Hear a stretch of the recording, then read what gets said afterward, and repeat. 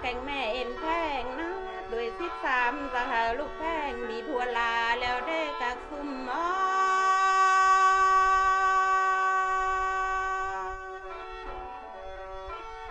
ด้วย15หน้าสหาลูกลาสาวหาเฮือนแล้วนา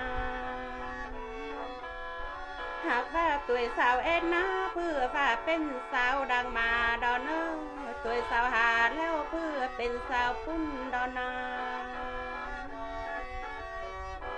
สาวลูกรุ่นยังรักเพิ่งเพื่อนเพิ่งดาว15ดอนเนอกักซุ่มบ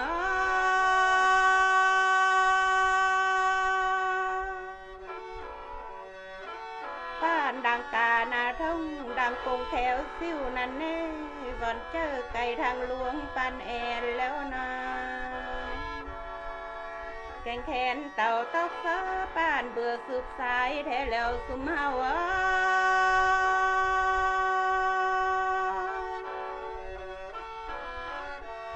โฮมเท่งไหลครับเจียวม่วนส้มเสดอนแทนาเอ่ยแก่งน้องโทโอสู่กันแล้วนาเฮาข้าหญ้าฟันฟ้ามีผัวเสียสู้สั่งเน้อน้องฮักบ่ลืม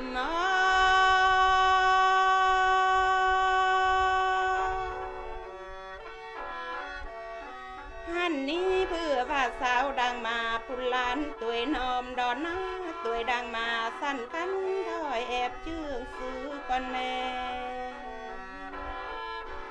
เฮาข้อหญ้าเฝ้าสั่นเจอฮ้อนเฮ็ดอ่วงเสียเด้อสั่งเน้อกักซุ่ม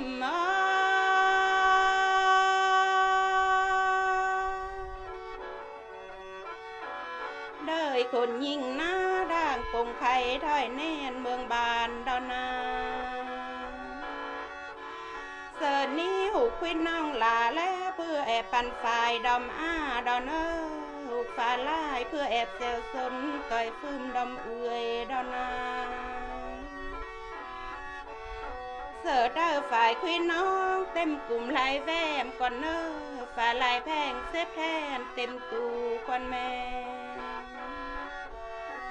แห่งเสื่องกองไว้ส้มปูญานั่งกวาดลายห่างก่อนสุมพี่น้อง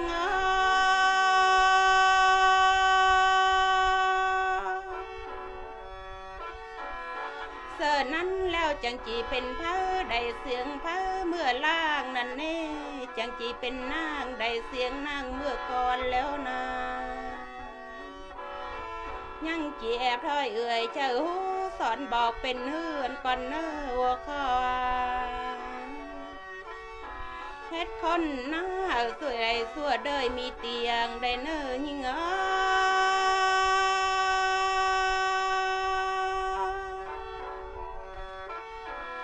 เฮ็ดบิดบ่อเสียงเงี้ยเสียวเจียงหูฟังนั่นเน่อันว่าเฮือนนั่นแล้วว่าพ่อพาหลานตัวอ่อนเบาเป็นคว้าหัวคอเสดาสมดังเต่าสาสองลูกหากมีผัวดอนแม่เอ็มพ่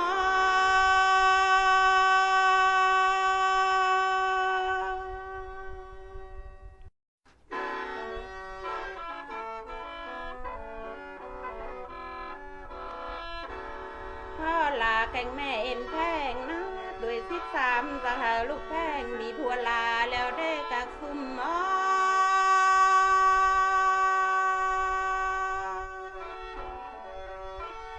ด้วย15หน้าสหาลูกลาสาวหาเฮือนแล้วนาหากว่าตัวสาวเอ็นนะเพื่อว่าเป็นสาวดังมาดอนตัวสาวหาแล้วเพื่อเป็นสาวปุ้นดอนนาสาวลูกรุ่นยังรักเพิ่งเพื่อนเพิ่งดาว15ดอนกักซุ่มบ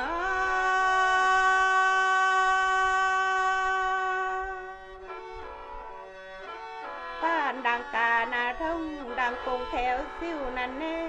ก่อนเจอไก่ทางหลวงปันแอนแล้วนาแกงแขนเต่าตอกซ้อป้านเบื่อสืบสายแท้แล้วสุมเฮา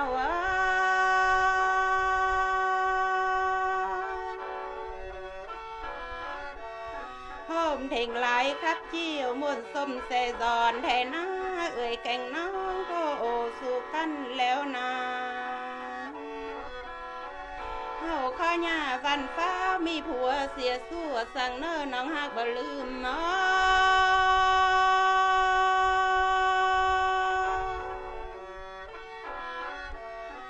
หันนี้เพื่อผ้าสาวดังมาปุลานตัวนอมดอนนาตัวดังมาสั่นกันถอยแอบชื่อซื้อก่อนแน่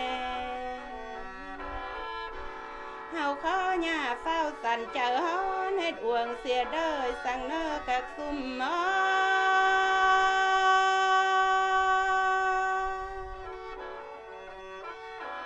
เด้ยคนยิงหน้าด่างปงไข่ถอยแน่นเมืองบานดอนนา